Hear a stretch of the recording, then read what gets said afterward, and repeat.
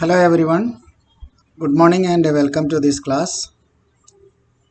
In this class I will consider two more examples of moment of inertia.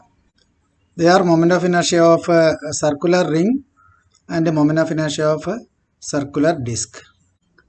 In the case of ring, we will calculate moment of inertia about an axis passing through the center and perpendicular to the plane of the ring. So this is the ring and we are considering a rotation axis passing through the center O and perpendicular to the plane of the ring, which is not shown here.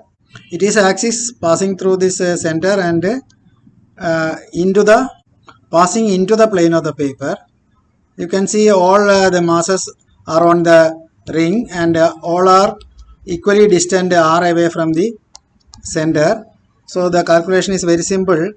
I is equal to sigma mi ri square, but ri square is r square and r square can be taken outside this sigma symbol and remaining is sigma mi. Sigma mi is the sum of all the masses of the ring, so that will be the total mass of the ring. So that the moment of inertia is mr square for a circular ring about an axis passing through the center and perpendicular to the plane of the ring. Now consider moment of inertia of the ring about a diameter.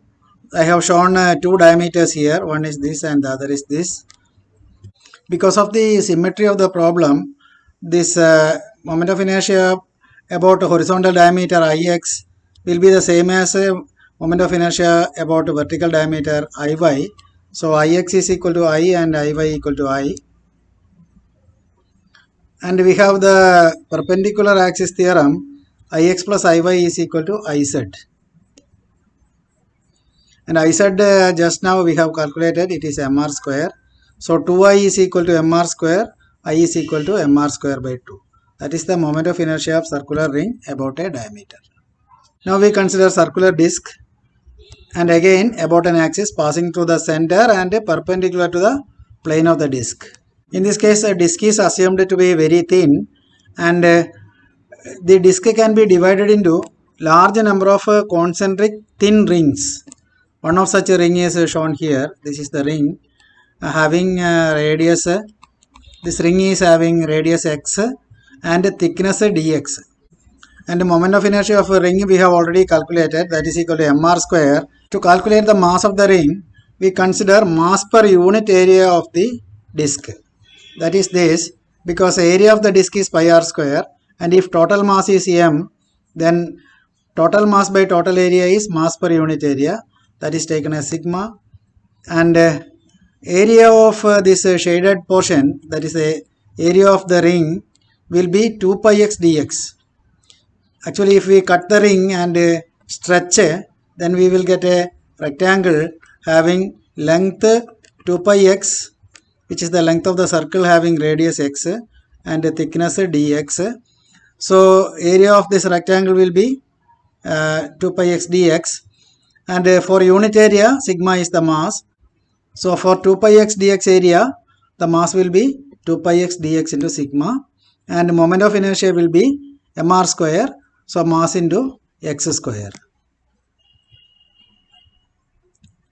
That is the moment of inertia of that ring only. So we can think that the entire disc is made up of so many such concentric rings. So we have to take the sum of all such moments of inertia. So that will be integral 0 to r di. So integral 0 to r 2 pi sigma x cube dx, and after integration we get 2 pi sigma r raised to 4 by 4. Now we can substitute for sigma using this relation. Then we get a moment of inertia is mr square by 2 for a circular disc. You have already used this formula in the case of torsion pendulum. There you have substituted for moment of inertia of the disc.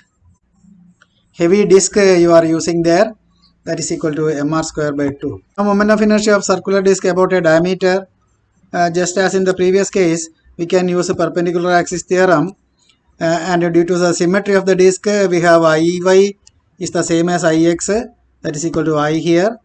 So I plus I will be equal to moment of inertia of the disk, which is mr square by 2. The formula we have just derived. So 2I is equal to mr square by 2. So I is mr square by 4. So about a diameter, moment of inertia is mr square by 4 for a circular disk.